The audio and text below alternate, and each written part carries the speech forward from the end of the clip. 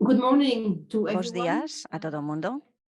We are on different timing here. I think it's 11 o'clock in Brussels. Creo que It's a temos bit distintas earlier horas, son in, as 11 en Bruxelas e un pouquiño máis in your cedo, se time non me in equivoco, Portugal. en Welcome to Portugal. everybody to this, Así que benvidos e benvidas workshop a organized in the framework este of the European obradoiro Week of Regions. organizado arredor da Semana Europea das Rexións. Quixera comezar dando as grazas ás dúas AECTs que participan, GO e Río Miño, por asumir esta iniciativa de organizar esta sesión. É unha sesión cun tema do máis interesante, sen dúbida. Antes de comezar coa reunión en sí, quería dar unha serie de indicacións, unha serie de normas de funcionamento. En primeiro lugar, por favor, pido a todo o mundo que manteña os seus micros pechados, todos os participantes. Esperamos que haxa preguntas ou comentarios a través do chat, por favor, só por escrito, polo tanto, esta mañá. Se pode ser en inglés, por favor, porque creo que vai ser máis fácil lelas para todo o mundo.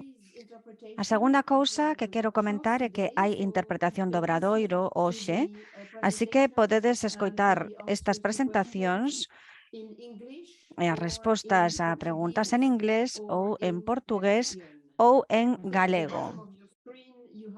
Creo que, se non me equivoco, na parte de abaixo da pantalla vedes unha icona de interpretación cunha bola do mundo na que podedes seleccionar a lingua en que queredes seguir o evento. Chámome Nathalie Verskelde, traballo para a Comisión Europea na DG Regio, que ten que ver con políticas urbanas e regionais. En concreto, traballo na unidade responsable de todo o que ten que ver coa cooperación transfronteiriza en todas as fronteiras internas da Unión Europea. Para os que estades un pouco ao tanto das políticas de cohesión, isto tradúcese nun número elevado de programas de cooperación transfronteirizos Interreg, seguro que son de sobra coñecidos para a maioría de vós. Ademais dos instrumentos de financiamento que supoñen que están detrás de Interreg, a nosa unidade analiza tamén elementos de políticas que teñen que ver con sair dun país, traballar, estudar noutro país ou en rexións transfronteirizas. Temos varios puntos cos que analizamos unha serie de temas que pode que sexan, digamos, un pouquiño máis difíciles, máis complicados de tratar en rexións transfronteirizas que non transfronteirizas. Cuestións como, por exemplo, o emprego, sistemas de transporte, moitas veces cuestións candentes, pero tamén a xestión ambiental, cuestións relacionadas con enerxía, coa comunidade, etc. Esta é, pois, a unidade da que veño e é por iso polo que se me pediu que moderase este obradoiro de hoxe. O tema que imos debater hoxe ten que ver cos ríos que atravesan fronteiras, transfronteirizos. A pregunta é se de alguna maneira rompen coa continuidade territorial, se de alguna maneira crean como, non sei, un espazo baleiro en algunhas das zonas que, por exemplo, eu visitei, ou se son, ao contrario, unha oportunidade, un factor de conexión entre ambas as beiras do río, que sucede que separan dous países, simplemente. Esta é a pregunta que temos hoxe sobre a mesa que imos intentar tratar.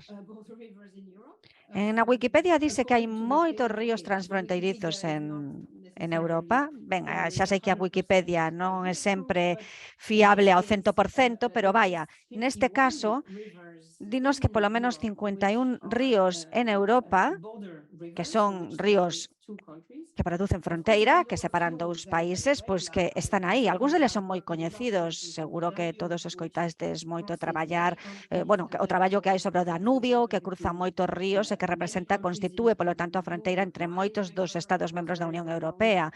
O Rin tamén, o Elba en Alemanha, o Mosela tamén en sur de Europa, Rabas. Bueno, hai moitísimos ríos en toda Europa que constitúen fronteiras naturais entre distintos países. Vos tamén tedes algúns, o Miño, por exemplo, pero vaya, hai moitísimos máis que estes máis típicos, polo tanto non é un fenómeno marxinal que afecte simplemente a un, dous estados membros ou países veciños.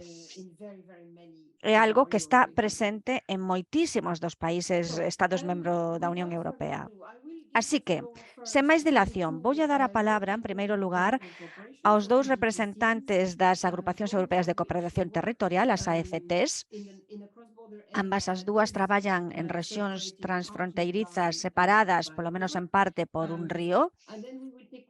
Así que voulles dar a palabra, como digo, e despois, tras as dúas presentacións das dúas AECTs, poderemos ter preguntas. Na segunda parte da reunión, imos escoitar a dous membros do Parlamento Europeo, dos representantes que nos van a analizar a contribución que estes ríos transfronteirizos fan con respecto á cohesión territorial.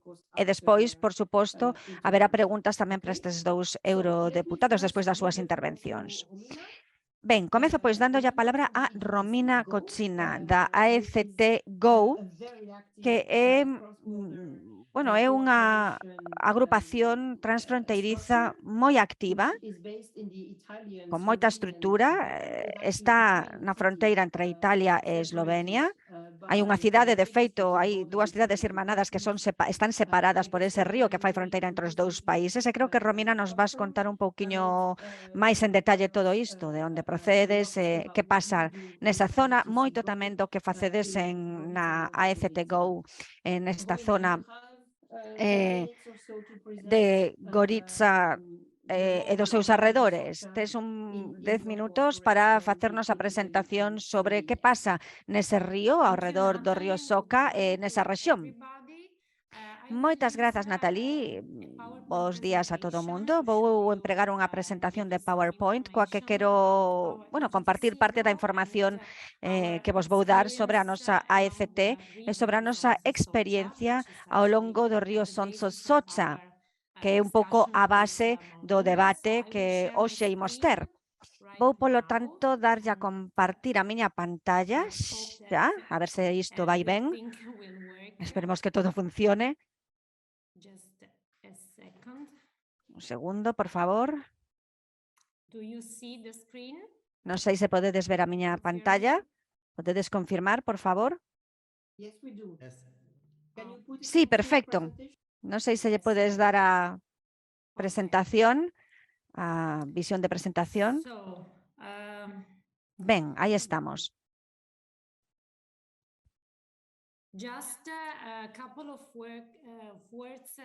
Brevemente, un par de comentarios sobre como funciona a nosa AECT, porque somos un pouquiño particulares, por así dicilo, na familia das AECTs, non? Para aqueles que non nos coñecen, a AECT Go está fundada por 3 municipios de 2 países. Son Gorica, en Italia, Nova Gorica e San Petersburg, en Eslovenia. A agrupación foi fundada en 2011 porque estes 3 municipios decidiron compartir un pouco a estrategia de desenvolvemento transfronteirizo e identificaron a AECT como o instrumento axeitado para, de alguna maneira, ocuparse dese desenvolvemento da estrategia transfronteiriza nesta zona. Cales son as ferramentas principais que temos a nosa disposición, polo tanto? Pois ben, non sei por qué, pero non me vai a presentación, non me avanza como quero. A ver.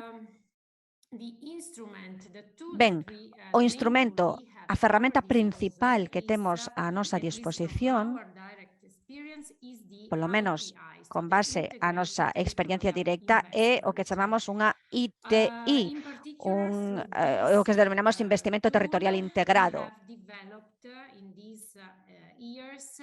Con esta ferramenta, nos últimos anos, desenvolvemos 2 proxectos principais. Un ten que ver co río Isonzo-Socha, que o que vou describir brevemente nos momentos, e outro é o proxecto Salute Zdravstvo, outro proxecto tamén que ten que ver co sector sanitario. Estes 2 proxectos ITI, de investimento territorial integrado, dos que nos fixemos cargos, tiveron financiados directamente polo programa transfronterizo Interreg para Italia e Eslovenia e para o próximo período de programación. Ambos os proxectos comezaron en 2015 cunha concesión de 10 millóns de euros. Foi a cantidade de financiamento asignado e, polo tanto, unha cantidade enorme e moi importante en canto a financiamento.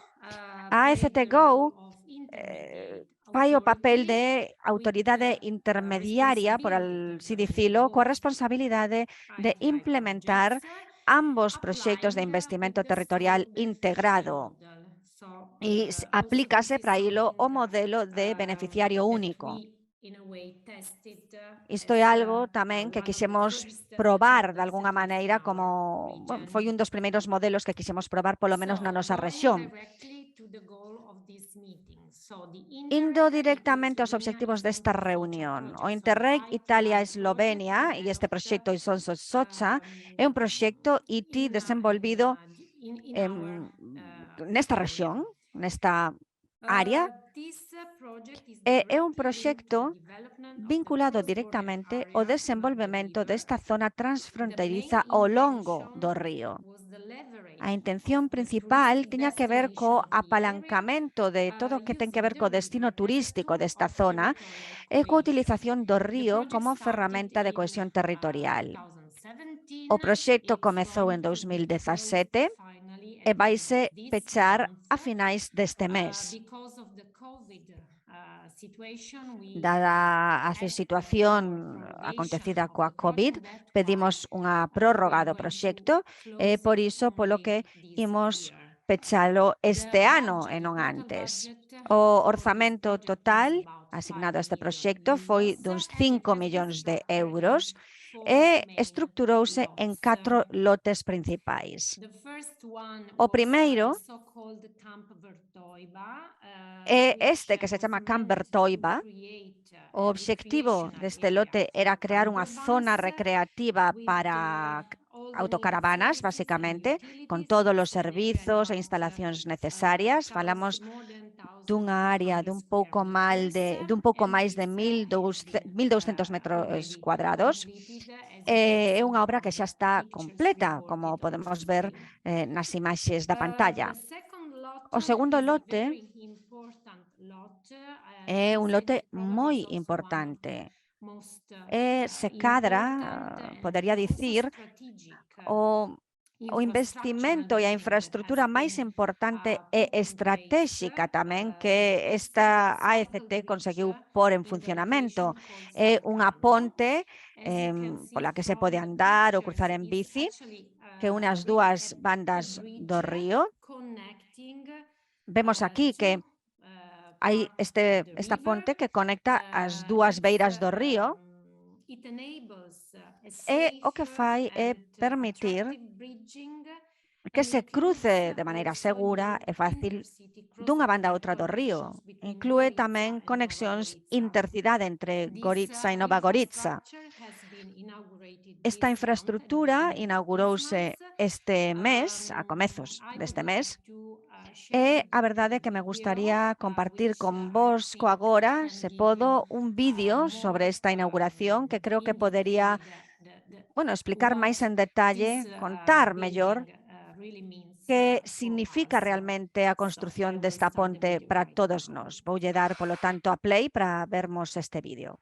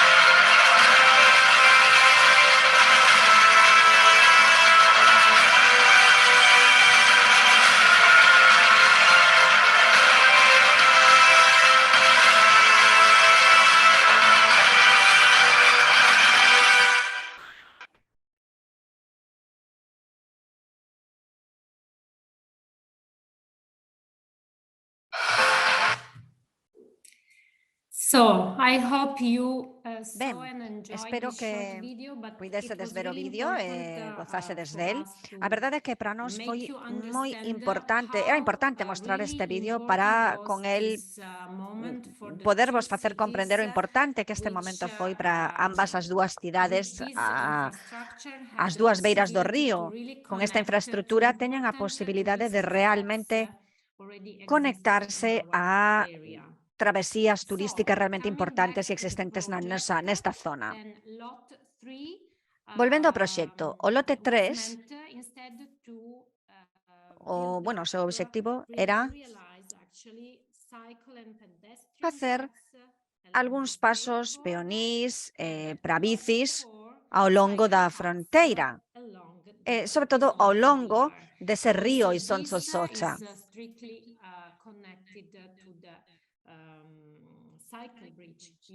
Por suposto, este lote está moi conectado a esa ponte que víamos antes e a todos os demais carrís bici que de alguna maneira se vían un pouco tamén antes e que imos ver agora en máis detalle neste vídeo.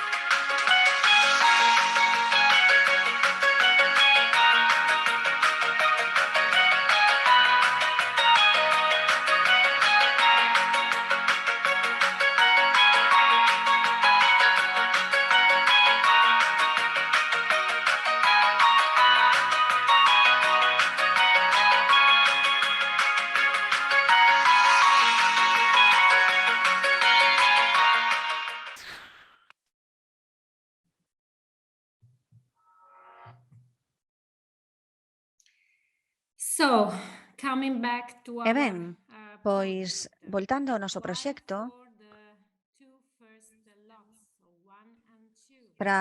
podo dicir que para os primeiros 2 lotes, o deseño e a implementación foron proporcionadas polos municipios que participaron e construíron directamente a infraestructura.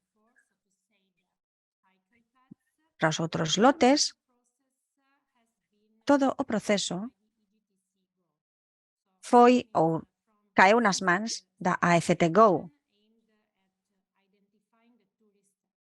Foi parte, do noso plan estratégico para identificar o atractivo turístico baseándose nos proxectos de viabilidade que se desenvolveran anteriormente. E a partir dos CAIs se comezaron as distintas obras relacionadas co traballo transfronteirizo.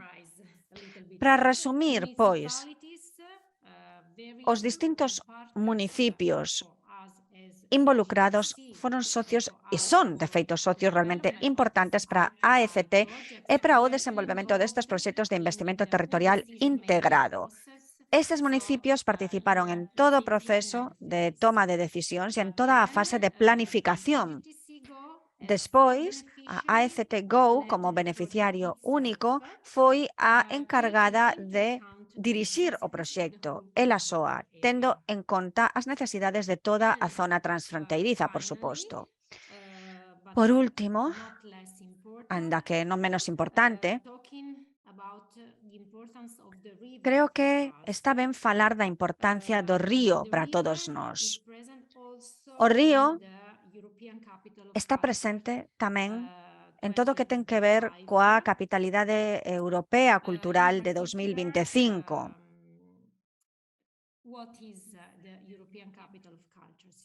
Que son estas capitais de cultura europeas?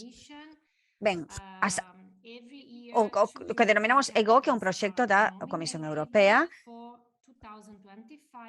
Cada 2 anos nomeanse varias capitais. Para 2025, as dúas capitais europeas da cultura denominadas son aquí en Eslovenia, Nova Gorica, Gorizia, como primeira capital de cultura europea. E despois tamén está Chemnitz en Alemanha. Nós, polo tanto, na AECT Go, imos participar directamente como socios desa capital europea da cultura para 2025, Nova Gorica, Gorizia. E por que menciono isto? Ben, pois porque o río tamén está presente nesa candidatura como un dos símbolos principais das nosas dúas cidades. Está presente no logo, tamén en todo o grafismo,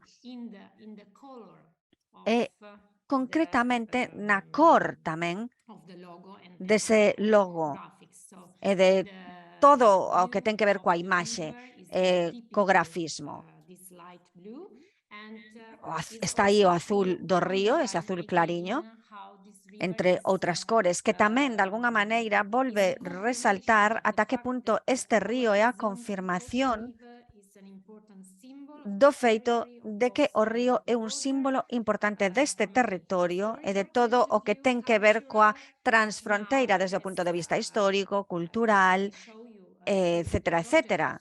Como amosei co proxecto, tamén traballamos moito en desenvolver esta imaxe desde o punto de vista turístico. Nos últimos anos, este lugar converteuse nun lugar ao que ven moita xente, ven visitalo, ven practicar distintos deportes fluviais, e isto dá visibilidade e importancia ás cidades e vilas pequenas que quedan ao longo do río. Así que, pois nada, moi brevemente, espero ter podido neste pouquiño espazo de tempo, pois dar un pouquiño de información interesante sobre o que vimos facendo nesta zona transfronteiriza con relación á importancia do río como punto de conexión e como punto tamén de desenvolvemento de dúas cidades. Cidades que están separadas non só físicamente polo río, senón tamén conectadas polo río en sí mesmo. E se vos parece ben, deixo aquí. Sí, moitas grazas, Romina. Está ben, sí. Estivo ben hasta aquí porque temos que darlles a palabra aos demais oradores e despois, por suposto, poderemos volver a ti se hai preguntas, comentarios, despois da segunda presentación. Creo que foi un bo exemplo que nos amosache sobre como o río pasou de ser un factor de separación a un factor de unificación e de conexión. Para aqueles que estades aquí, que non coñecedes tan ben a rexión, a zona da que estamos falando, lembremos que esta cidade, desde despois da Segunda Guerra Mundial, leva moitísimos anos separada, parte tamén da súa historia, do seu pasado, así que creo que non podemos máis que sentirnos orgullosos e orgullosas do voso traballo, Romina, e sentir ademais moita emoción con respecto a todo o que avanzamos nas últimas décadas.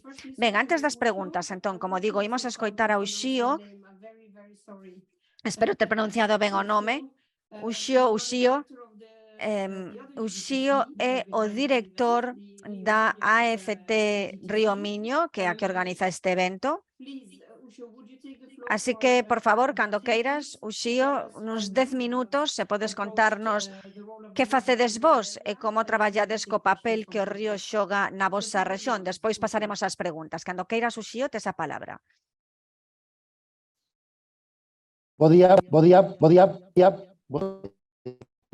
primer lugar, quería agradecer a todas as persoas que fixeron posible este interesante evento, non? E en segundo lugar, pois quería agradecer que poida expresarme na lingua que miña nai e meu pai me ensinaron e que é tan europea como calquera outra, que é o galego, e me parece un síntoma democrático que poida facelo na miña lingua. Despois quería saudar a Natalí, non sei se lembra, pero nos coñecimos unha vez en Bruselas, na que presentamos o ECT Río Miño, e a Romina, que nos conocimos recentemente en Galicia Nova Gorica. As dúas lles convideinas a visitar o Río Miño e as dúas, por lo tanto, están en débeda comigo. E a continuación vou intentar explicar que é o que estamos facendo nós, o ECT Río Miño, e, en primeiro lugar, se me permitides, vou a incorporar a presentación.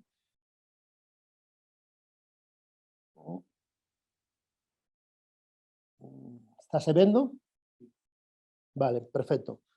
Pois, pareceme moi interesante esa pregunta sobre a que plantexa Natalí todo este evento, non? Se o río é un espazo baleiro ou un motor de oportunidade. Para nós, dende logo, os que nacemos aquí, os que vivimos aquí sempre, o río sempre foi un espazo de unión e non un espazo de división. E así é como o enfocamos sempre desde o ECT Río Miño. Antes de constituir o que é o ECT, a institución, nos definimos o que é un territorio que entendíamos que tiña unha certa unidade, unha certa coherencia, e ese territorio non é máis que o que define, o que marca un fenómeno xeográfico como un río, como é o Río Miño, no tramo fronteirizo entre Galicia, noroeste de España e Portugal. Ese Río Miño genera identidade a un lado e a outro e, polo tanto, conforma un territorio común que, se non é común, é porque durante centos de anos foi fronteira. Nese sentido, cando definimos que ámbito iba a ter o ECT Río Miño, pois, recoñecemos este territorio, estes 26 municipios que están de un lado e outro do Río Miño, que representan sobre uns 400.000 habitantes case, e que representan, e isto é moi importante, a fronteira, nese tramo de fronteira entre España e Portugal, que representa 5% de fronteira, 5% de quilómetros, pois representan un 50% de paso de persoas, de vehículos ao redor dos distintos pasos fronteirizos. É dicir, estamos falando dun territorio con dinamismo social e económico e con moitos traballadores transfronteirizos, máis de 14.000 traballadores temos identificados transfronteirizos que viven nun lado e traballan no outro, e un territorio que o Río Miño non debe ser concebido como fin de algo, como nos explicaban a nós nos mapas do tempo, no que nos poñían un branco do outro lado do río, senón como o centro dunha eurorrexión e o centro de dúas grandes cidades como Vigo e o Porto, como aí se ve no mapa. Evidentemente, temos identificado esa situación estratégica, temos identificados como potencialidades tamén un traballo xa fondo de cooperación transfronteriza dende hai anos, un patrimonio cultural e lingüístico común, temos dúas linguas que son irmáns, que nos entendemos perfectamente, a diferencia de outras fronteiras.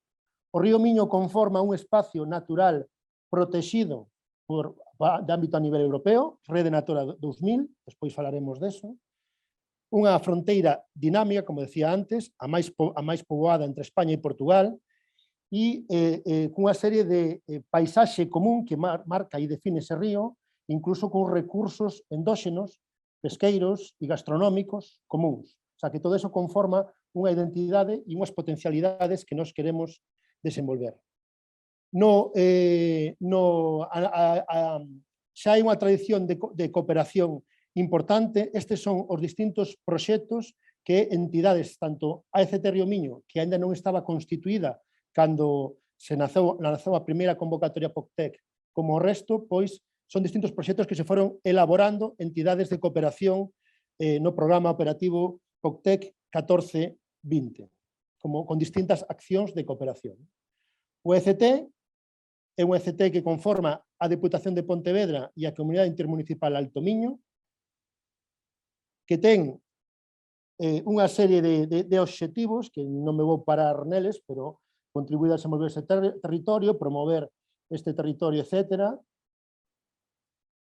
Como definín antes, estamos falando de 26 municipios con esta extensión e con esta situación xeoestratégica.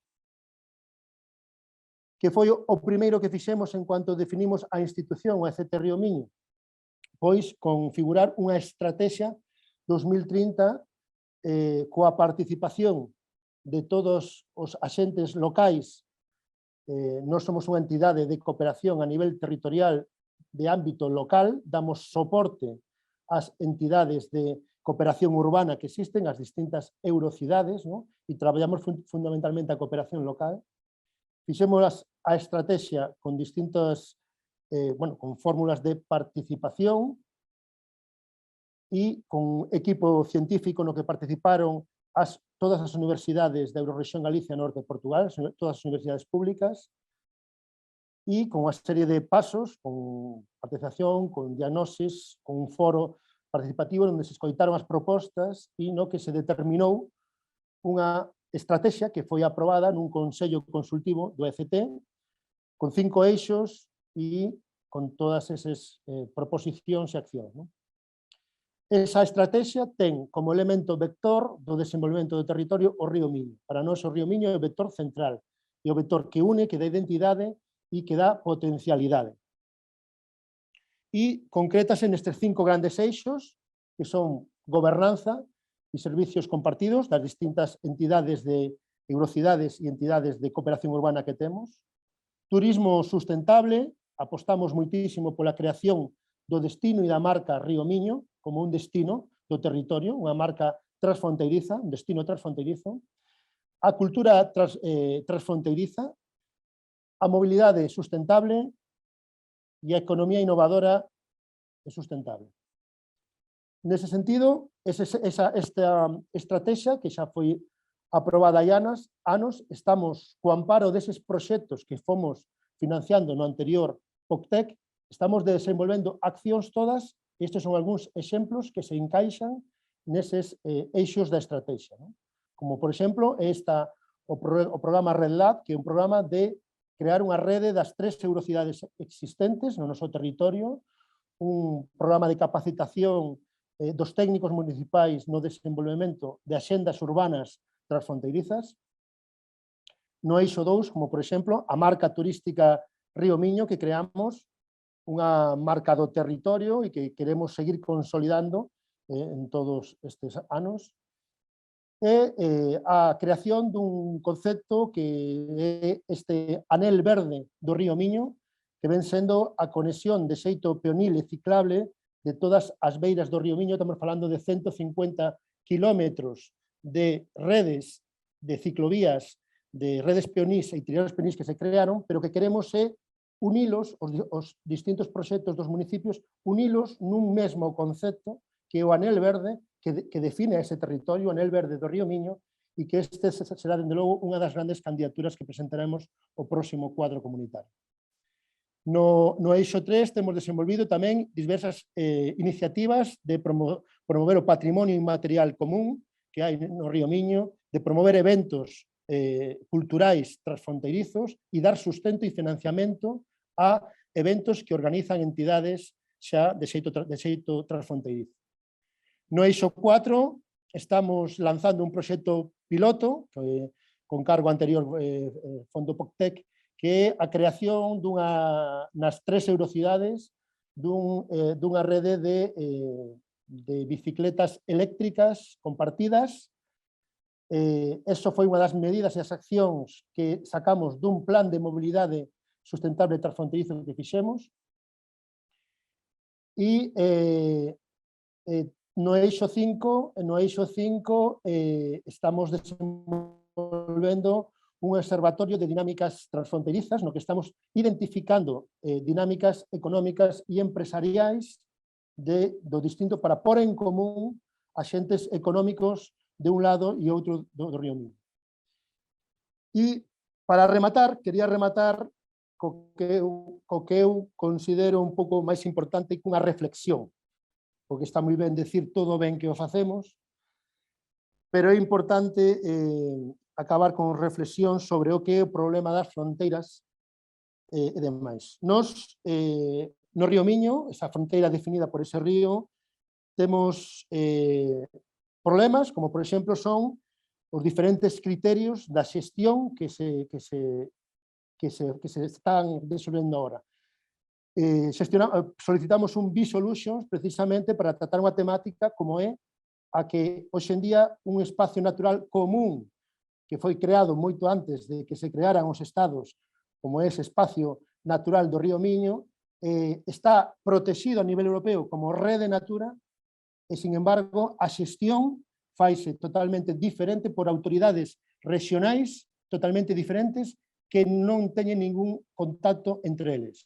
Fixémonos un B-Solutions e a primeira vez que se sentaron entre eles foi cando nós no B-Solutions os sentamos nunha mesa. A sociedade non entende que haxa criterios de intervención nese espacio natural diferentes de un lado e outro porque a sociedade entende que é o mismo espacio. E tamén temos moitísimos problemas de competencias. Estamos falando dun río que é en tramo internacional no que hai distintas autoridades a nivel local, regional e estatal intervindo, que a consecuencia é que, como decimos popularmente aquí, no Río Miño manda todo o mundo, pero non manda ninguén. Nos estamos traballando para pôr en común a todas esas entidades para que haxa un gran proxecto ambiental de regeneración ambiental e saneamento do Río Miño, porque estou seguro de que se non fose fronteira, ese espacio natural, ese río que hoxe está contaminado e con moitos problemas ambientais, se fose dun solo estado, xa tivera habido unha intervención de regeneración ambiental. Pero das a circunstancia de que é unha fronteira e iso impide. E claro, non podía acabar sin mencionar pois, o que nos marcou a todos os que somos aquí da fronteira. Non? 25 anos despois de que se abrieran as fronteiras, 25 anos despois de que nos dixeran que somos Europa, resulta que tuvo que vir un virus que non entende de nacionalidades, un virus que non ataca a los españoles ou ataca aos portugueses, sino que ataca o mundo por igual, para que se tomasen unha decisión que nos retrotraeu 25 anos atrás e que nos retrotraeu a centos de anos de prexuicios económicos en territorios de fronteira porque nos impedía relacionarnos social e económicamente cos do lado.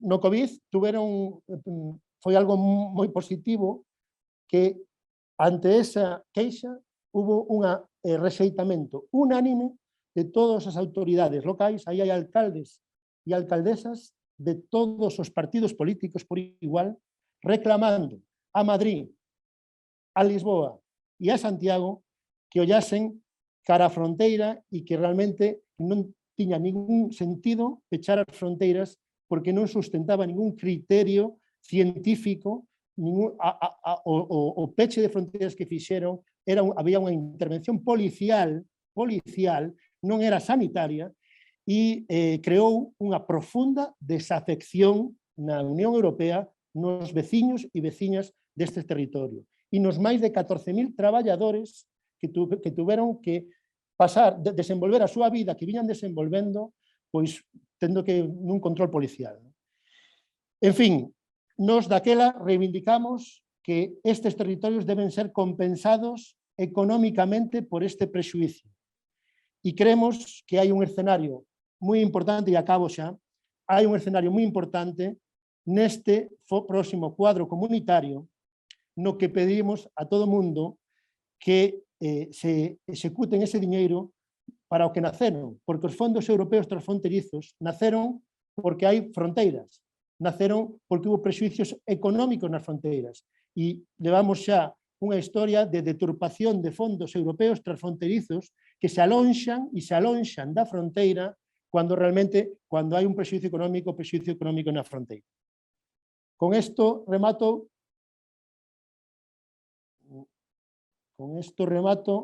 e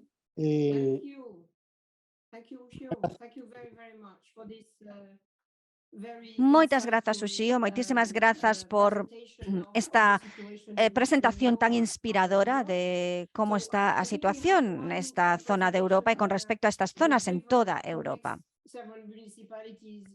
Creo que con respecto a esta idea de que o río conecta a distintos municipios, onde temos unha AECT que se centra en distintos municipios, e ás veces o río é outra entidade, no voso caso temos unha AECT que se centra en concreto no río e que traballa a partir de aí con distintos niveis de gobernanza, de gobernos, etcétera, todo ao longo dese río e desa fronteira.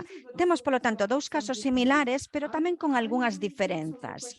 Así que o que vou facer agora é pasar a ver algunhas das preguntas que hai no chat. Foronse escribindo ao longo das presentacións. A primeira é de Sonia. Ben, é unha pregunta complicada, sen dúbida. Ten, seguro, estar moi relacionada con todo isto. Básicamente, que nos plantexa? Que en Europa temos distintas directivas, legislamos a través de distintos instrumentos, uns deles son as directivas, e as directivas dannos como un marco dentro do cal todos os Estados membros teñen que operar. Na nosa unidade, que ten que ver coa cooperación transfronteiriza, levamos tempo dándonos conta de que, efectivamente, a forma en que os Estados membros transpoñen estas directivas pode ser diferente. E se o fan de distintas maneiras, por suposto, nas fronteiras isto crea barreiras, obstáculos, problemas que son innecesarios, na nosa opinión. Pero claro, ao mesmo tempo, esta é a maneira en que o proceso legislativo da Unión Europea está desenvolvido.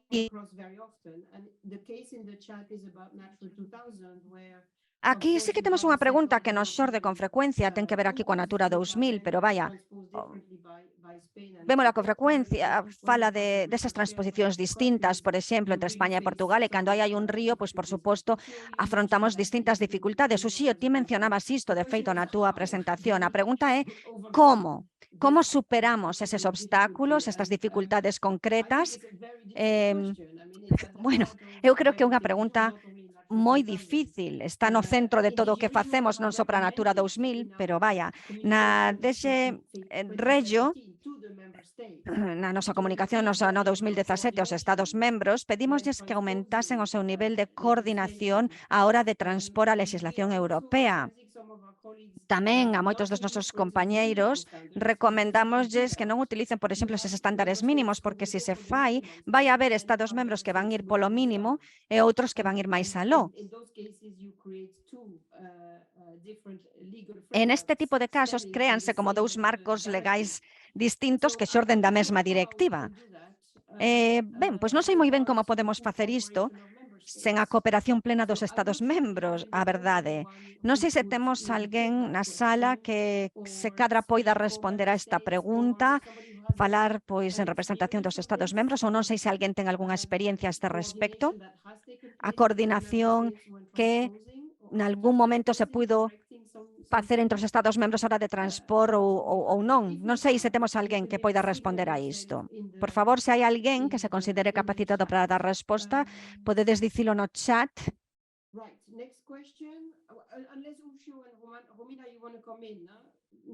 Na seguinte pregunta, non sei se cada Romina pode tomar a palabra, igual nos podes contar como o que fixeste se relaciona cos Estados membros.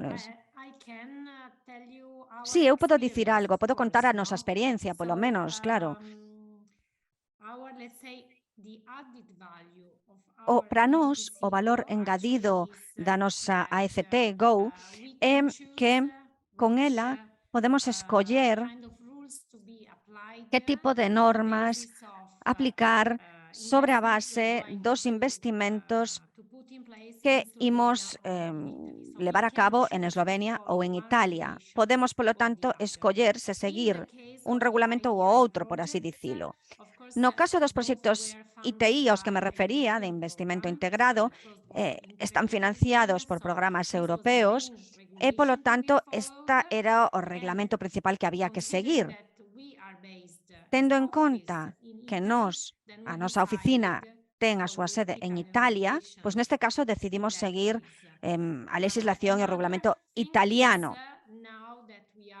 Outra cousa importante é que hoxe en día agora estamos traballando en investimentos en infraestructuras moi importantes dentro deste programa de capitalidade europea da cultura.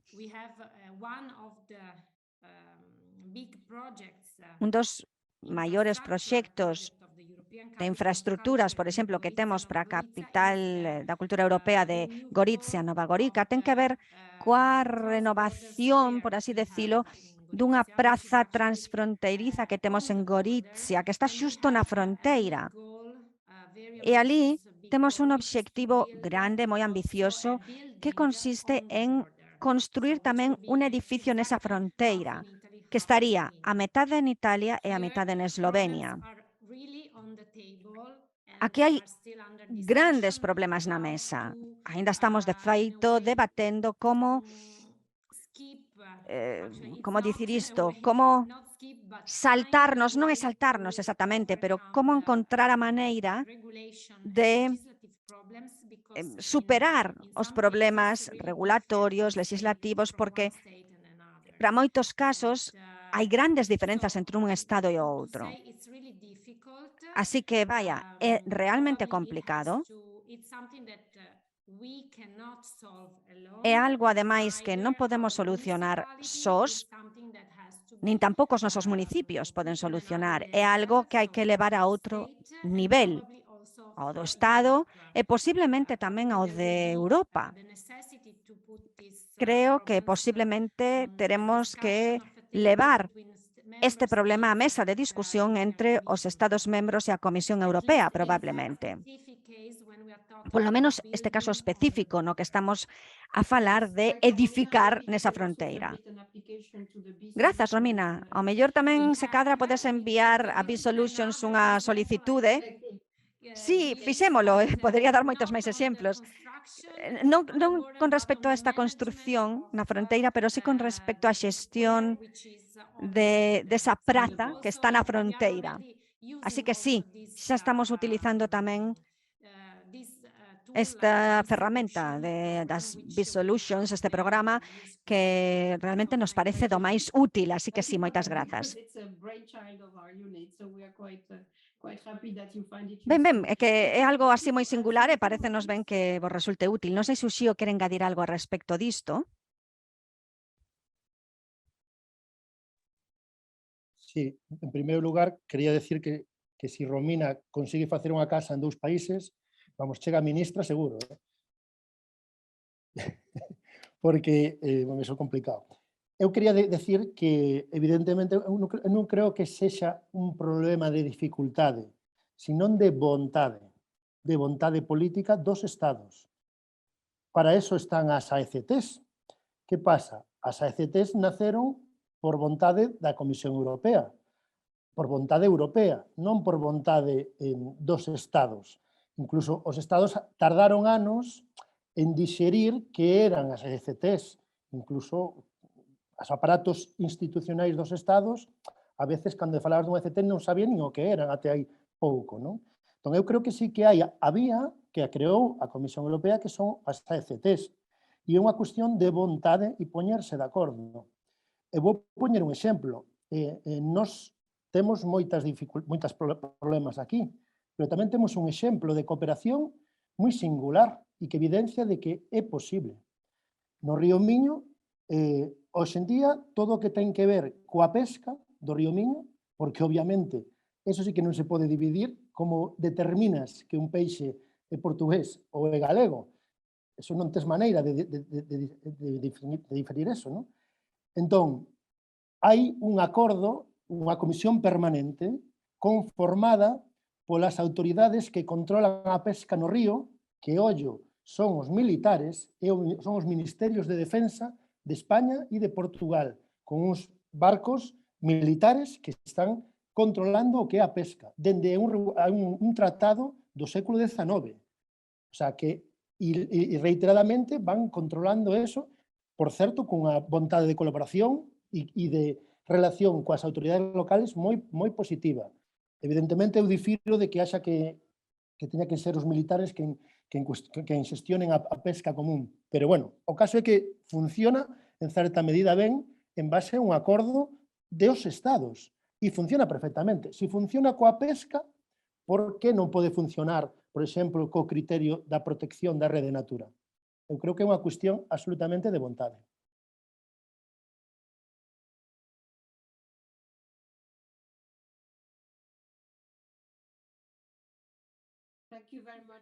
Moitas grazas, Uxío, por este comentario. Sí, sen dúbida, claro. Aquí non se cuestiona se que o Ministerio de Defensa este aí ten sentido ou non, pero ben, como dis, funciona. Non sei, que facemos? Algo que funciona ben, deixámolo, poñémolo en risco, non? Ben. Moitas grazas polos comentarios e polas vosas respostas. Vexo que se nos vai o tempo. Teño aquí unha pregunta para Romina sobre eses ITIs, eses investimentos e como conseguistes xestionar eses fondos europeos, pero se cadra podemos volver a isto un poquinho máis tarde, porque é unha pregunta bastante específica sobre o Interreg. Tamén poderíamos responder desde a miña unidade, pero quero deixalo aquí agora porque quero pasar á segunda parte. Tamén queríamos ter preguntas despois para esa segunda parte. Ben, é mellor pasar a esa segunda parte e mentras podedes seguir enviando preguntas ou facendo comentarios no chat. Así que pasamos a esa segunda parte. Doulle a palabra a Isabel. Vexo ali, creo, Isabel, perfecto. Benvida tamén a esta reunión. Eres membro do Parlamento Europeo, eurodiputada europea. Ben, o que quero facer agora é darche a palabra para que nuns minutiños nos fales da importancia de utilizar recursos endóxenos como ríos, do que falamos hoxe, para fomentar a cohesión territorial. Así que, Isabel, tes 10 minutos e despois pasamos a Matías. Moitas grazas, Natalie, bo día a todo o mundo. Quero comezar saudando os organizadores e dándolle as grazas por organizar este evento e tamén a Agrupación Europea de Cooperación Territorial Río Miño por tan amablemente invitarme a unirme a vos. Bueno, por sorte, Internet existe para moitas cousas, tamén para conectar as persoas cando físicamente non o poden facer. Nesta ocasión, non podo evitar ver un claro paralelo entre a Internet e os ríos, porque ambos os dous cumpren con esa misión de conectar as persoas e de salvar eses espacios, esas fronteiras entre non só países ou cidades, senón persoas, culturas, etc. Os ríos tamén son fronteiras naturais ao mesmo tempo, e como calquera outra fronteira natural, tamén están suxeitos, estando sempre suxeitos, a todo o que ten que ver con disputas territoriais, etc., a identidade e demais. E hoxe, polo menos no contexto europeo, non esquezamos isto, as fronteiras son cruzables. E, de feito, convertéronse nun vínculo de aproximación, nun no de vinculación e aproximación. Na Unión Europea isto é así, e sinalo porque se miramos máis aló da Unión Europea, veremos inmediatamente unha realidade que é completamente distinta.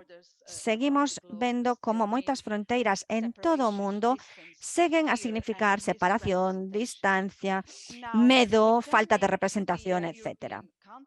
Volvendo ao contexto europeo, de todas formas, a Convención para a Protección e Utilización de Augas Transfronteirizas, que Portugal asinou en 1992,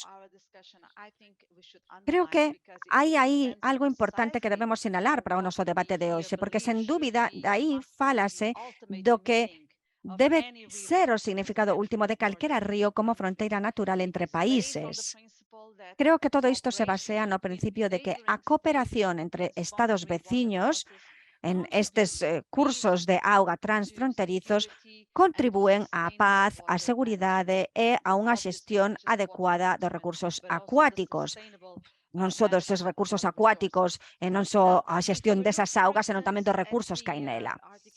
Ben, se vemos o artículo 174 do Tratado sobre o Funcionamento da Unión Europea, se vamos a él, vemos que o obxectivo da Unión é precisamente lograr unha cohesión social, territorial e económica que busque un desenvolvemento equilibrado de todas as rexións europeas. E iso inclúe as relacións transfronteirizas. Para que haxa un desenvolvemento equilibrado territorial entre rexións, cidades, municipios, países, e para garantir o futuro de todos os axentes e de todas as persoas de Europa, sen dúbida, para conseguir iso, temos proxectos como este que teñen isto como unha das súas grandes aspiracións e que vai moito máis aló dos valores da convención que mencionaba antes para proteger esos cursos de auga transfronteirizos. Creo que no espírito deste artigo 174 tamén está a idea de que todos entendamos o verdadeiro significado das políticas de cohesión, que, como todos sabemos, é unha política europea que busca facilitar e mellorar, dar un mellor contexto para que os estados e as rexións poidan concretizar a cohesión territorial. A respecto disto, o Interreg, por exemplo, o Programa para a Cooperación e a Cohesión Territorial, é de enorme relevancia, porque permite que os países e as rexións poidan facer fronte a retos comuns e atopar solucións compartidas e comuns en moitos campos: saúde, medio ambiente, educación, investigación, transporte, enerxías sostibles. E Interreg, como todos sabemos aquí, organízase con base a distintos eixos transfronteirizos, transnacionales, interrexionais, etc. Unha das fontes de financiamento que poden escoller os estados para dar apoio á Axenda Territorial 2030, por exemplo, é o Interreg. E falando desa Axenda Territorial 2030, por certo, quero citar aquí que o patrimonio natural e cultural son bens de desenvolvemento territorial e regional que ofrecen oportunidades únicas para o desenvolvemento de entornos de vida de alta calidade. Polo tanto, o que é importante ter en conta aquí é que a utilización eficaz e sostenible dos recursos ribereños pode e, de feito, contribúe á liberación de potenciais de recursos endóxenos moi importantes. Con frecuencia, sabemos que ás veces non hai fronteiras físicas entre as comunidades, polo menos non nos termos en que existían hai 100 anos, cando cruzar un río ou cruzar unha montaña era realmente un enorme reto. O que vemos, e isto veño escoitando tamén esta mañá, o que aínda vemos é esa carga das fronteiras convencionais, o que significa que moitas veces as fronteiras pois implican marcos políticos ou legais diverxentes, sistemas políticos diverxentes, vontades políticas diverxentes, etc. E isto pode levar a minar esas potencialidades dos recursos endóxenos a ambos lados das fronteiras, pola falta dunha estrategia común na utilización dos recursos transfronteirizos. Ao longo dos anos, a cooperación territorial na Unión Europea ven tentando precisamente superar estes posibles obstáculos, axudando as rexións transfronteirizas a atopar unha base común para utilizar mellor os fondos e para promover as súas capacidades e os recursos endóxenos que comparten e así facer fronte a retos comuns que poidan ter. Os programas Interreg, e volvo sinalalo aquí, foron fundamentais ata agora con respecto a isto para promover sinerxias e o intercambio de boas prácticas. Facilitan, ademais, o financiamento das políticas de cohesión europea e facilitan o desenvolvemento de políticas estables de cooperación entre rexións. Por suposto, seguimos vendo obstáculos xurídicos e administrativos aínda hoxe entre os Estados membros, obstáculos tamén políticos ao longo de toda Europa, obstáculos que ao final teñen un impacto negativo sobre os mellores resultados que se poderían obter da cooperación entre fronteiras. E isto non é algo que poida solucionar solucionar a Unión Europea, é algo que teñen que solucionar entre eles os Estados membros. Pero tamén temos que ver os exemplos positivos e buscar maneiras de melloralos. E Portugal e España, a pesar de todas as dificultades ás que se enfrontan, comparten varios recursos transfronteirizos moi importantes. Unha rede enorme, por exemplo, compartida polos principais ríos, o Douro, o Texo, o Miño. Ao final, a eles lles corresponden a maior parte dos recursos acuáticos da Península Ibérica. Así que, por suposto, os países teñen unha historia longa de asociacións, de tratados dedicados á xestión común, sí, sen dúbida, pero centrémonos un pouco na idea do río Miño agora, porque este río e esa zona transfronteriza ao longo deste río no norte de Portugal é de especial relevancia, creo. Se cadra porque é a rexión máis densamente poboada na fronteira entre España e Portugal. Así que fagamos o que fagamos, ou se non facemos algo para facilitar a cooperación transfronteiriza en favor do desenvolvemento social e da cohesión territorial desta rexión, fagamos ou non fagamos o que sexa, imos ter un impacto nos millóns de persoas que habitan ambas as marxes do río. A mobilidade na zona transfronteriza do río Miño é algo que está nas mans principalmente do transporte terrestre. Depende basicamente deste transporte en vehículos privados. Eu debo dicir aquí que non me parece unha tendencia moi positiva desde un punto de vista medioambiental. Isto, ademais, revela que segue habendo moito por facer, que sen dúbida se vai conseguir no futuro tamén en termos de transporte público transfronteirizo. Fixéronse cousas, sí, sen dúbida, pero sigue quedando moito por facer. Sexa como sexa, para que vexades como a importancia desta mobilidade transfronteiriza, estamos falando dun 70% de pasaxeiros que cruzan as fronteiras nesta zona unha vez a semana e un 20% fano todos os días. Comezan o seu traslado en distintos municipios, Salvaterra do Miño, O Porriño, Vigo, Tui, Tomiño, Arbo, Melgaço, Monção, Valença, Vilanova de Cerveira. Todos eles representan, de media, o 70% dos traslados transfronteirizos. O transporte, polo tanto, é, por sí, un sector clave nesta rexión, porque fomenta a comunicación e a mobilidade transfronteiriza e contribúe de forma moi tanxible, non retórica, tanxible, á cohesión territorial. É, pois, un sector estratéxico que merece moita máis atención, tamén para garantir que se realiza da forma máis sostible. Tamén, nestes poucos minutos que me quedan, quixera mencionar a ponte internacional de Monção, que cruza o río Miño. Creo que este é un dos elementos máis importantes desta ecuación do transporte. Construíuse hai uns 30 anos e é unha ponte de interese común para servizos de transporte por carretera e peonil.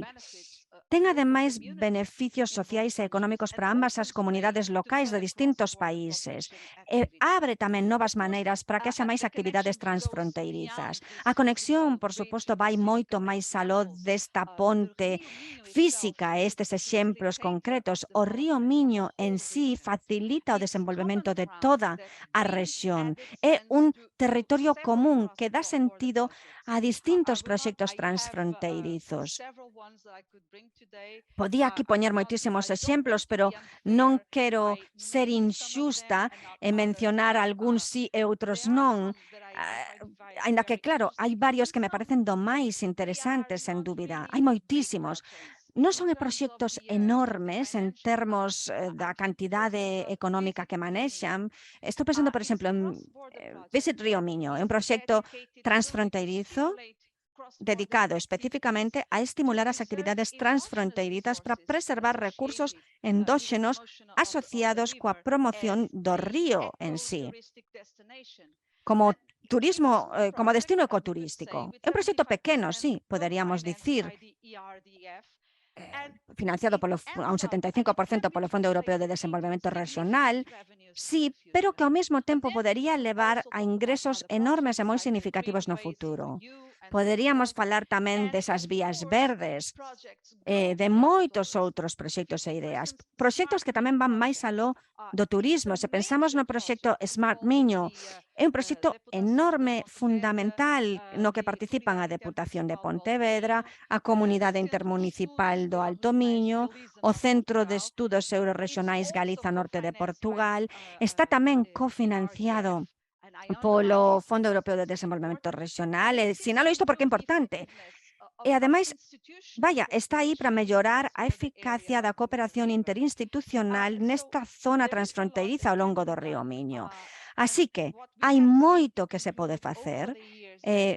Para concluir, ao longo dos anos, o que vimos vendo é que a partir dunha fronteira natural e dun obstáculo natural, sobre a base disto, os ríos, de alguna maneira, foron evolucionando cara a unha lingua de cooperación, foronse convertendo en elementos clave á hora de concretizar estrategias de cooperación transfronteiriza para mellorar a cohesión social e territorial desas comunidades transfronteirizas. E o que quero sinalar para finalizar é que, por suposto, sempre hai limitacións financeiras. Por suposto, todos quereríamos ter máis recursos financeiros, un orzamento maior a nivel europeo, sen dúbida, pero dentro das oportunidades de financiamento que temos a nosa disposición, creo que agora son os Estados membros os que teñen que explorar ao máximo estas oportunidades e empoderar os axentes locais, as municipios locais, a todos aqueles e aquelas que están en contacto directo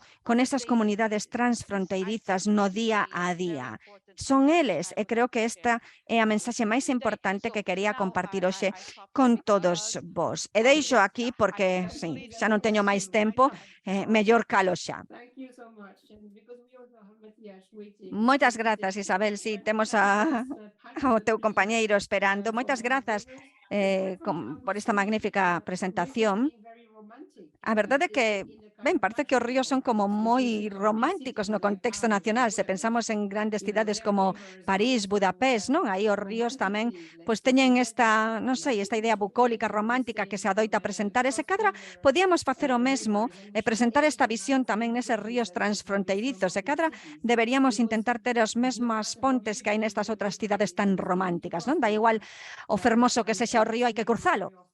Ben, ás veces isto é bastante reto.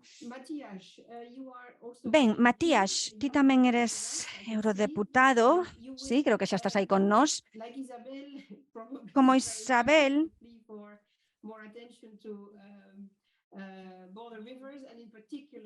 ti, bueno, estás moi centrado na importancia dos ríos transfronteirizos, sobre todo sabes moito dese río Socha, nesa fronteira italo-eslovena, e ben, contanos cando queiras. Sí, moitas grazas aos organizadores por invitarme a este evento. Quero dar a benvida a todos os colegas que están aquí. Ben, vou intentar explicar un pouco en que consiste o noso territorio, que divide esa fronteira entre Italia e Eslovenia, eso en principio, e despois vou tentar pôr sobre a mesa algunhas suxestións que tamén están no Parlamento Europeo e que teñen que ver co tema que tratamos hoxe. Ben, en primeiro lugar, falamos dos ríos. O río Socha é un dos máis fermosos do mundo. É algo que non digo só eu. Sábese que é así. É un río, como dixen, cunha gran historia e cultura detrás dela, romana, etc. É un corredor tamén para o transporte importante. Ese corredor do río Socha entre Eslovenia e Italia é importante, ten unos 140 kilómetros de longitude. Unha parte está en Eslovenia, sobre todo, outra parte en Italia, pero unha das cousas máis interesantes é que non falamos só dun río fermosísimo desde o punto de vista da cor, da paisaxe e demais, senón que seguro que tamén sabedes que foi moi importante ao longo da historia. Ao longo da historia desempeñou papéis do máis importantes. Aí estuveron algún dos frontos principais nalgúnas guerras mundiais. Foi un gran punto de loita contra o fascismo, tamén importante na época do telón de aceiro. E ben, agora, sen dúbida, vémolo como representación das mellores cousas que nos fan a todos europeos. Vai ser, de feito, ao redor del, vaise facer esa capitalidade da cultura europea entre Gorizia e Nova Gorica. E ben, o importante é que nos definímonos como europeos. Somos conscientes da nosa historia do pasado, lembrámola, pero centrámonos sobre todo no noso futuro común agora. Ambas as dúas cidades, a un lado e outro do río, non poden sobrevivir unha sen a outra. A COVID-19, de feito, amosou o difícil que é volver unir esas fronteiras, non? E volver a pensar en que poida volver a haber fronteiras nas nosas rexións.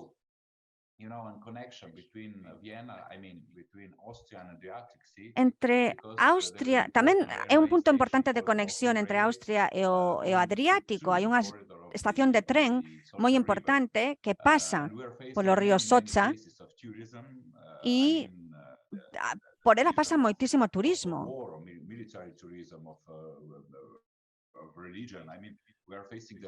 Turismo militar, turismo relixioso. Temos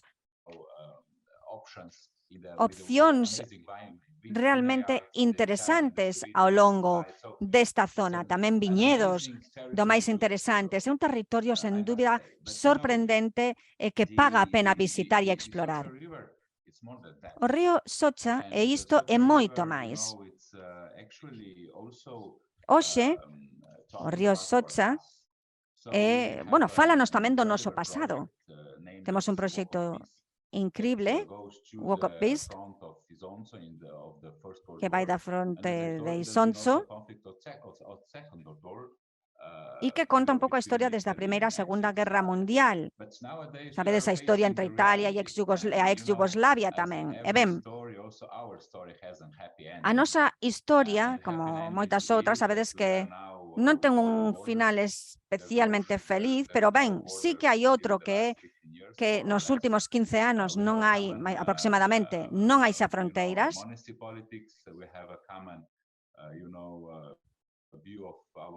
Temos certas políticas comuns e un futuro con esta política europea para nós, para o futuro. Eu, como eurodiputado e representante desta zona fronteiriza, quixera intentar pôr sobre a mesa algúns dos temas aos que temos que facer máis fronte nesta fronteira. Habremos uns 150 millóns de persoas que se enfrontan á mesma situación en Europa. E eu, ao ver isto, pensei que era importante pôr sobre a mesa algúns dos temas aos que facemos fronte nestas fronteiras. Creo que temos que respetar os valores comuns e os compromisos da Unión Europea, que se deben aplicar independentemente do país de orixe, de traballo, etc. Todos somos membros da Unión Europea e todos somos cidadáns da Unión Europea. Creo que, polo tanto, non debemos establecer diferenzas entre nós. As diferenzas en legislación nacional ou, por exemplo, o exercicio da seguridade social, cuestións de impostos, impositivas, etc. Todas elas son temas que intentamos levar hoxe en día a Bruxelas. Hai moitísimas barreiras administrativas tamén cando falamos de procedementos entre países veciños. Antes falábase, por exemplo, de algúns dos proxectos que estamos intentando implementar para chegar a esa capital da cultura europea durante este último período.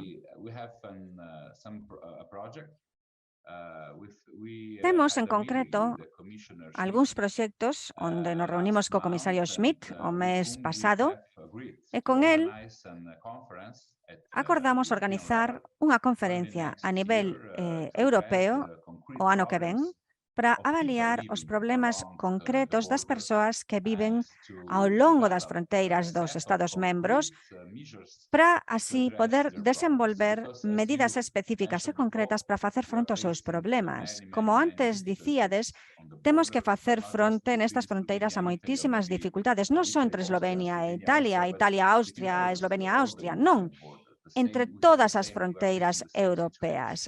Ao final, facemos fronte a situacións moi similares e a problemas moi similares. Por pôr un exemplo, quixera falar da estrategia transfronteriza integrada destas dúas cidades, Gorica e Nova Gorica. Xa se explicou antes, e como vistes, pola presentación que se mostrou aquí, logramos grandes progresos. Conseguimos investimentos moi importantes para as nosas comunidades. Así que este é un bo exemplo para o próximo período. Imos tentar que a Unión Europea preste máis atención a todos os temas comuns que temos nestas fronteiras, en todas as fronteiras dos países europeos. Moitas grazas, Matías. Vou intentar ver un par de preguntas aquí para os dous eurodeputados, a ver se consigo facelas. Isabel, se non se importa, hai unha pregunta aquí de Javier que di que 1/3 da población europea vive en fronteiras internas.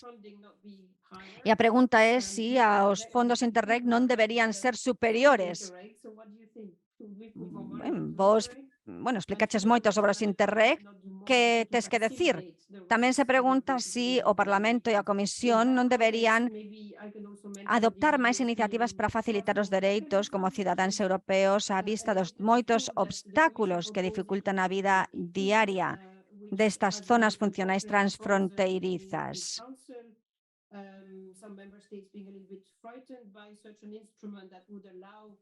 Non sei se... hai algúns instrumentos que non sei se se poderían aplicar e non sei se, Isabel,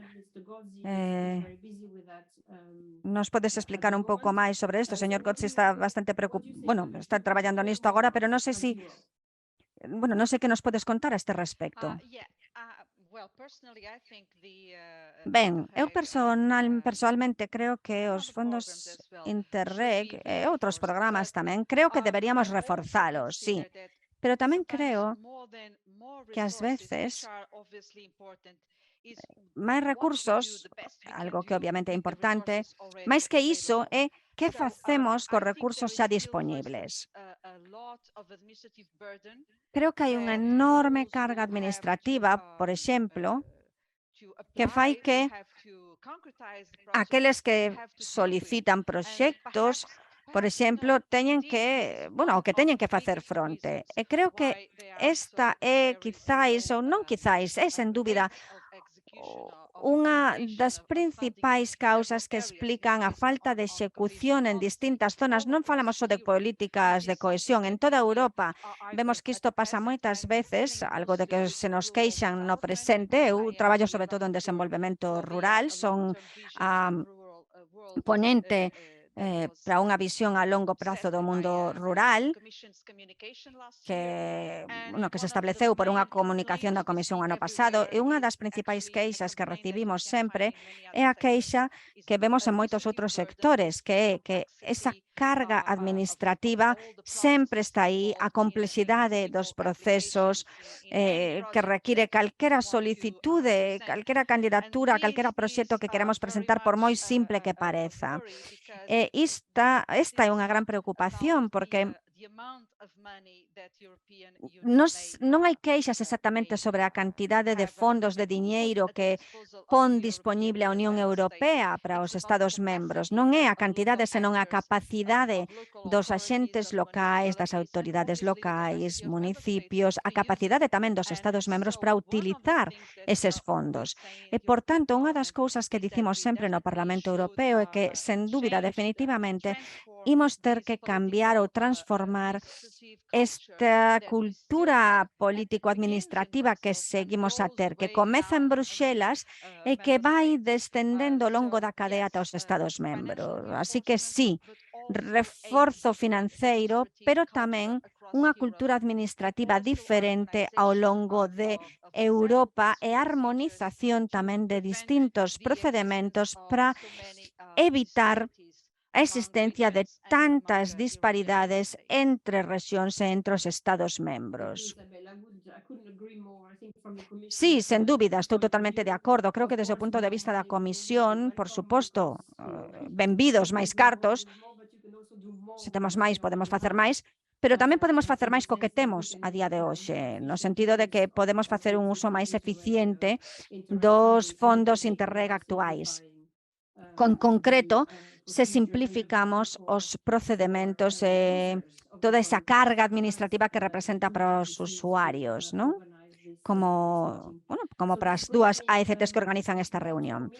E isto lévame de volta a Romina, porque vinculada a esta pregunta de se deberíamos facer algo máis, hai unha que pregunta sobre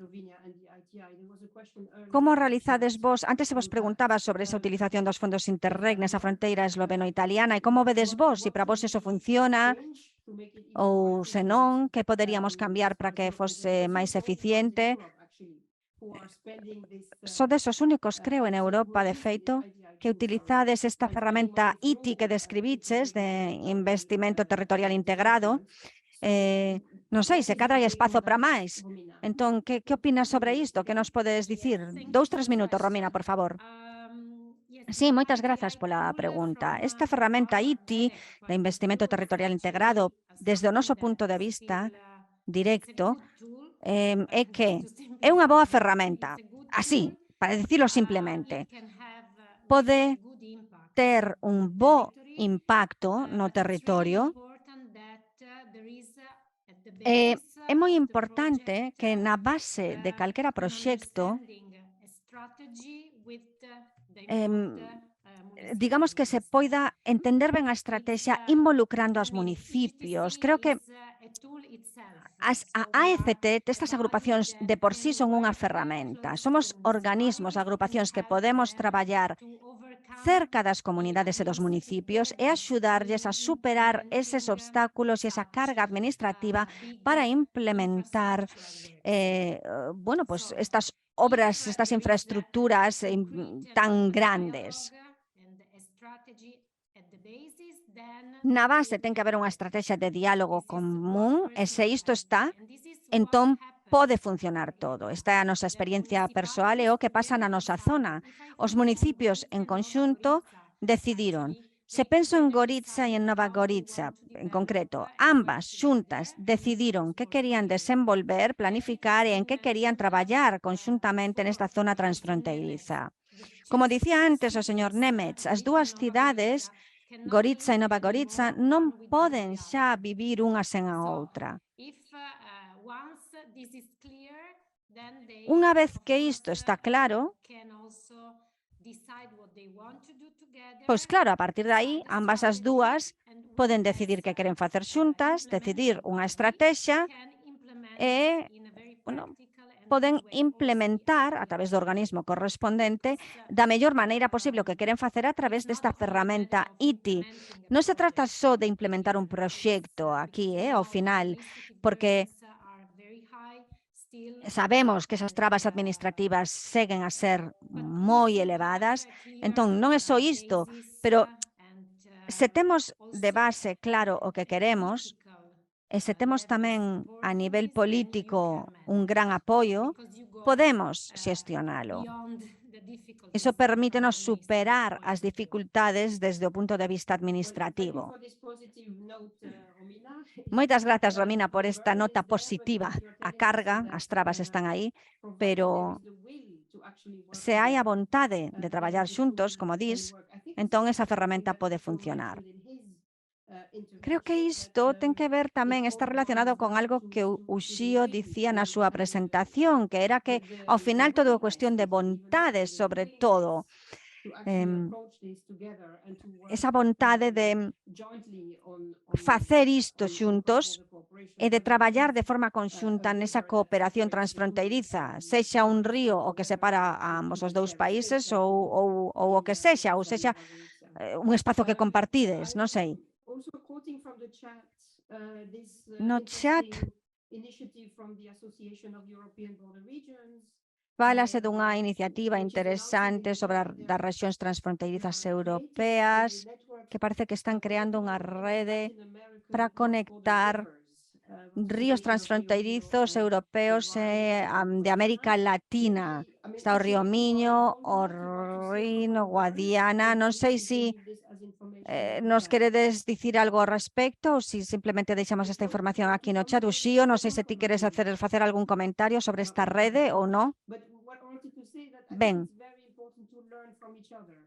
o que sí está claro é que creo é moi importante aprender uns dos outros. E creo que unha das grandes fortalezas dos proxectos europeos é que falamos entre nós, intercambiamos experiencias, aprendemos uns dos outros, como estamos a facer esta mañá, sen dúbida.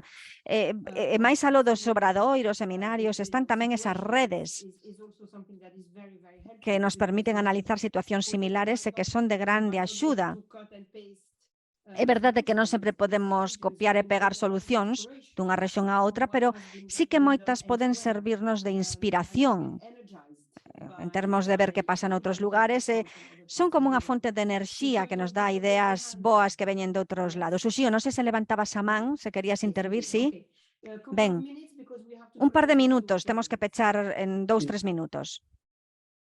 Sí, brevemente, simplemente quería decir respecto da rede que nos vai a visitar unha delegación dos ríos Uruguai, de argentinos, e vamos a facer unha visita a argentinos e uruguayos, vamos a facer unha visita ao río Miño a final de mes, ¿no? E só quería engadir respecto aos fondos Interreg, e unha pregunta, se é posible, para Isabel, ou incluso para ti, Natalí, si tedes coñecemento de que o manual de recomendación do POCTEC que se elaborou desde a Comisión Europea recomendaba que o ámbito de aplicación do POCTEC fosen as NUTS 3 e, finalmente, o aprobado polos Estados pois abrangue todas as comunidades autónomas, no que nos consideramos que é unha deturpación, porque, ao final, entidades regionais acaban utilizando o POCTEC para outros cometidos que non son os que para os que naceu o POCTE, que é intervir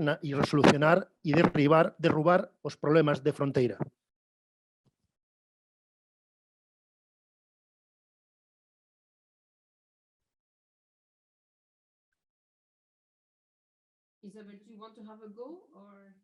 Isabel, non sei se queres intervir ti mellor.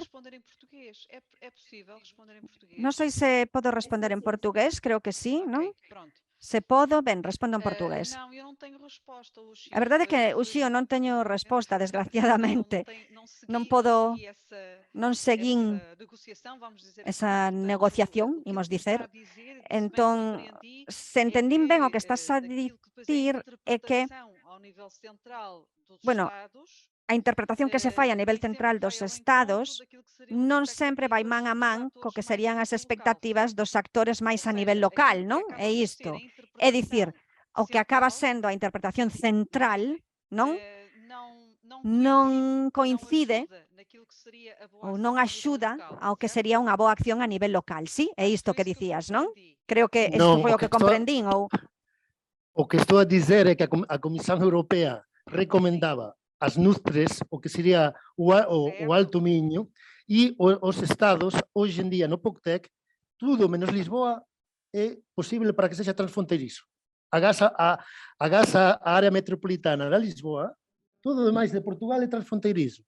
E é transfronteirizo a Coruña, é transfronteirizo Lugo, é transfronteirizo Valladolid, Sevilla, todo iso é transfronteirizo. Mas vai ao encontro daquilo que eu estaba a dizer, porque no fundo é unha interpretación central. Sí, claro, efectivamente, entón ten que ver co que dicía, é unha interpretación central, ao final, son cuestións máis do ámbito nacional, non europeo, non pasa polo Parlamento nin pola Comisión. Despois, claro, son interpretacións locais o que entran en xogo. E claro, entendo a dificultade que isto supón. E vai un pouco en liña co que eu dicía na miña comunicación hai pouco, que é a importancia dunha valorización, digamos, máis forte e máis clara do que son os actores locais. E pasa tamén por estas cuestións. Polo tanto, nin todo é transfronteirizo, nin todo é cooperación transfronteiriza, esa cadra é a palabra que se pode aplicar aquí, sí. Polo tanto, é unha definición en que estamos máis en cuestións do ámbito da política e que os axentes locais tamén, de algunha maneira, teñen que facer chegar pois aos que están nos ministerios e toman as decisións desas interpretacións máis centrais. Hai varios grupos de traballo que están formados por autoridades nacionais e rexionais. Nos plantexamos isto, polo tanto, estes grupos están formados por actores non son nacionais, senón tamén rexionais. Hai eses grupos de traballo, como digo, que teñen como obxectivo lembrar este programa transfronteirizo. E creo que é competencia de todos facer chegar e focalizar, no fondo, esas sensibilidades, porque, como dicía, estes grupos de traballo teñen tamén non só os datos nacionais, quen representa a dimensión transfronteriza ou quen está máis próximo á dimensión transfronteriza, ten que encargarse tamén de levar esa sensibilidade, esa perspectiva. Ben, en fin, é que non sei, é o que podo dicir, pero claro, non pasa por decisións do Parlamento nin da Comisión, pasa máis polo diálogo, porque poida haber esas decisións a nivel nacional e porque haxa un espazo pois que a maioría poida considerar como relevante. Perdón, Isabel, non quería cortarte, pero que nos queda moi pouco tempo. Sí, bueno, isto é basicamente o que tiña que dicir. Creo que a pregunta ia tamén un pouco para nós. E ben, a verdade é que nós intentamos alentar que houbese unha área de programación como máis estreita, máis cercana pois, a esas zonas fronterizas, e creo que o seguinte paso é que, bueno, creo que imos ver que se aplique moito mellor a legislación ao programa, é dicir, a dimensión transfronteiriza ten que ser, senón o único, o primeiro elemento para decidir se o proxecto vai ser financiado ou non. O Tribunal de Auditores da Unión Europea auditou o ano pasado un programa e dixo que estaba centrado en cooperación transfronteiriza e que este é algo fundamental para calquera proxecto Interreg. A Comisión non sempre leva a voz a hora de facer os proxectos, pero sí podemos, de alguna maneira, comprobar que hai un valor engadido para esa cooperación transfronteiriza e ver que realmente se leva a cabo desta maneira. Ben, vamos moi mal de tempo, temos que ir pechando. Temos que tamén darlles unha pausa aos intérpretes, así que creo que temos que ir terminando e antes diso só quero agradecer a todo o mundo a súa participación. Grazas ás dúas AECTs por esta iniciativa, grazas aos dous eurodeputados por estaren con nos esta mañá. Ben, disto eu levo para casa unha mensaxe de optimismo. Mensaxe de optimismo na que vexo que os ríos son vectores de conexión e de paz no contexto actual da Unión Europea.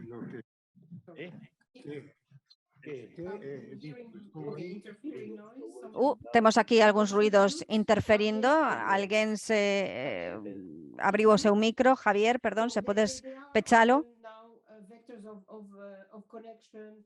Ben, pois como dicía, os ríos son vectores de conexión.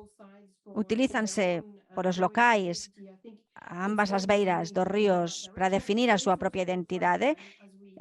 Creo que isto está ben, pero tamén falamos de que estas fronteiras son, de alguna maneira, fráxiles. Escoitámolo aos exemplos do que pasou durante a COVID. Esperemos que isto non volva a pasar nunca máis e que ningunha situación similar volva a pechar este tipo de fronteiras no futuro.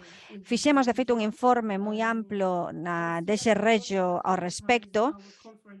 De feito, temos unha conferencia sobre o mercado laboral transfronteirizo o ano que ven en xaneiro en Bruselas, vexo que o meu colega xa o anunciou.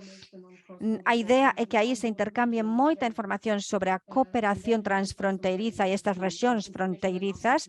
Ben, esperemos que aí poidades encontrar información importante e respostas a moitas das vosas preguntas. E ben, moitas grazas a todos, grazas ás intérpretes tamén por, facer este bo traballo.